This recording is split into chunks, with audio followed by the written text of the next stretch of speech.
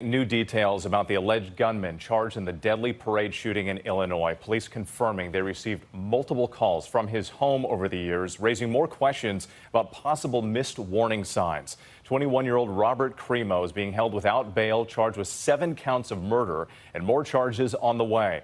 Newly released video shows a SWAT team arriving at his mother's house on July 4th.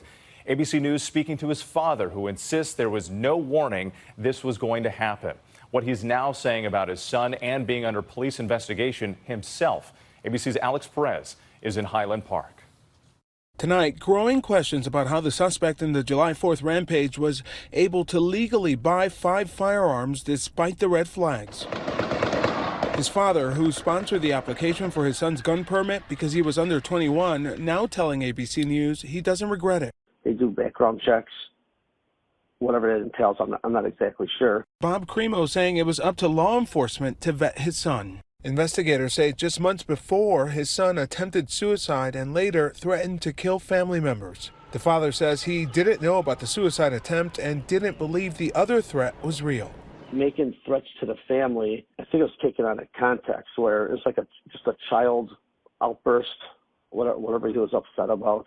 But that same day, officers confiscating more than a dozen knives, a dagger, and a sword from the home.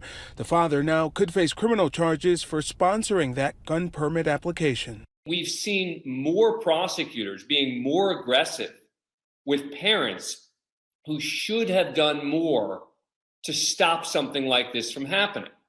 So the maximum kind of charge that he could potentially face would be something like involuntary manslaughter.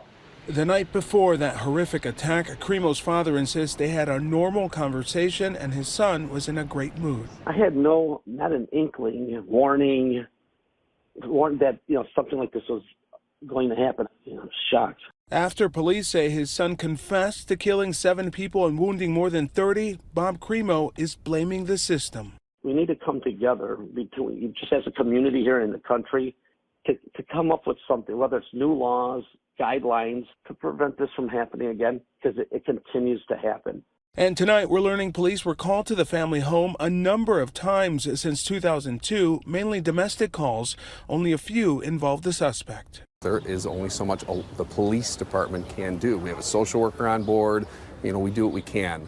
But absolutely, I'm confident. I'm disappointed there wasn't more maybe we could do. Alex Perez joining us now. And Alex, let's go back to the father of the alleged gunman here, who clearly is not accepting any responsibility himself. But could he still be held accountable even though his son was 21 at the time of the shooting rampage? Well, Whit, some legal experts believe the father could be held responsible because his son acquired most of those guns before he was 21, after his father signed that consent form. Now, as for those previous threats, investigators reviewed those cases and determined Cremo was not what they call to be a clear and present danger. Whit? All right, Alex, thank you. Hi, everyone. George Stephanopoulos here. Thanks for checking out the ABC News YouTube channel. If you'd like to get more videos, show highlights, and watch live event coverage, click on the right over here to subscribe to our channel. And don't forget to download the ABC News app for breaking news alerts. Thanks for watching.